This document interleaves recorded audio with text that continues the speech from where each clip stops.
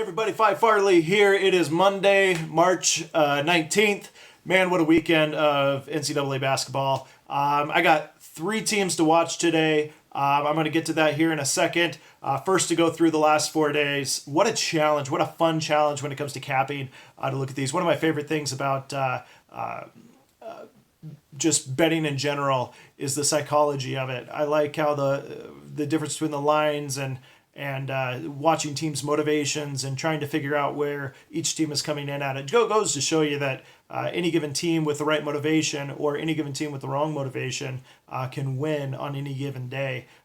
Just ask the Retrievers of UMBC or Virginia, which, by the way, the coach handled that fantastically after that game. So today, by the way, I also got to say, yesterday there were 3 games with reverse line movement. I played all 3, but yesterday I mentioned them in my video. It was Clemson, West Virginia, and Cincinnati. All 3 were easy winners. The one I went with was Cincinnati, and that's the one that didn't work out. Nevada has bit me twice. I took Texas, and they bit me there. I took Cincinnati, and wow, did they bite me there. Props to Nevada. Again, that makes this tournament fun, but man, I did not see that one coming as I was watching that game. All right, moving on to today. I want to get this video out early because I need to continue watching the lines throughout the day, but I just want to share which 3 games I'm looking at, and one of these will be a pick for later today as I watch the lines. So first, Utah Valley is at San Francisco. KP has Utah Valley as a 6.5 point better team. And so but they're going to San Francisco. The line should be 2.5 according to KP. Opened up at 1 point favorite for Utah Valley and has since moved to a 2 point favorite for San Francisco. Money is coming in on San Francisco, 70% of the tickets and 94% of the cash on San Francisco, moving this to a 2 point favorite for San Fran. I'm leaning to the Utah Valley side just because they're the better team. They're playing really well. They have their full team back. They were missing one of their starting guards, and he's now back. So I do like Utah Valley here, but I need to see something a little different from this line and the tickets, the way they're coming in. So it's telling me to stay away at this point. So I'm going to continue to watch that one, and I'll post down in the comments where it ends up here as the day goes on. The other 2 games to look at, Oklahoma State at home against Stanford. Stanford is such a wishy-washy team. I don't expect them to hang with Utah or Oklahoma State.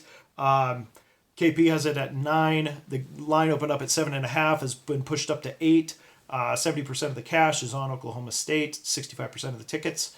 I like Oklahoma State here, and I like Stanford to roll over in the second half. I think they'll play dead, and Oklahoma State will waltz to a victory. So I don't mind backing that here as the day goes on, but again, I want to see how that line sets. And then again, Utah at home against LSU. This one's a little more interesting because there's actually value, according to KP, on the LSU side, but I still like Utah at home. Utah plays very well at home. They are 13-3 at home, while LSU is 3-7 on the road, of course, in their respective divisions.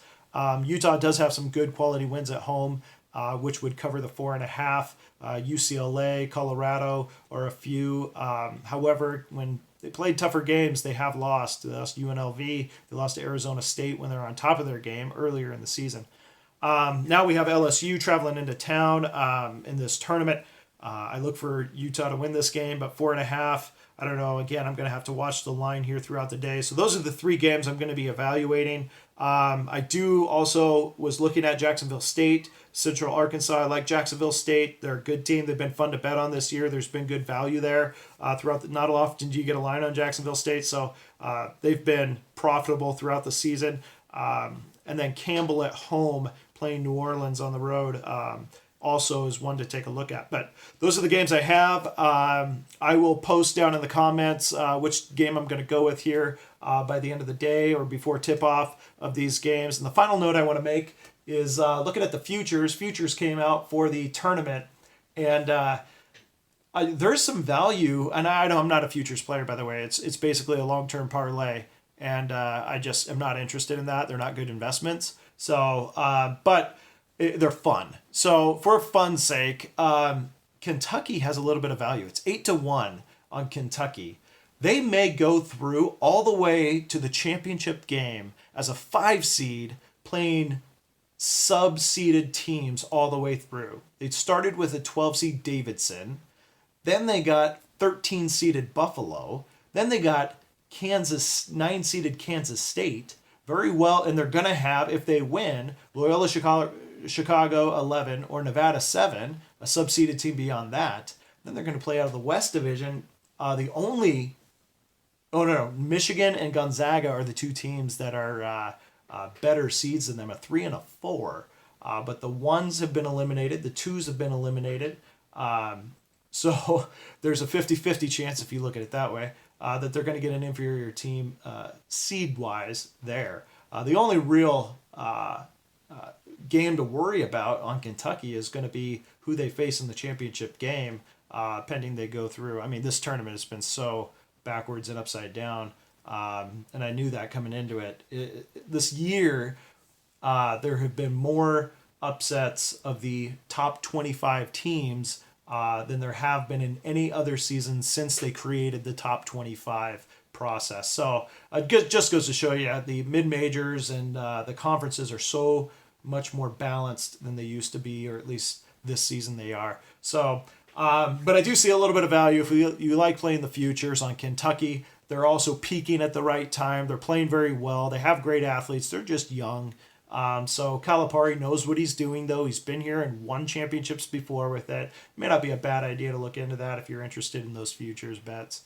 All right. Again, check the comments a little bit later. I'll post my pick down there as it gets closer to tip-off. Good luck, everybody, and I'll see you again soon.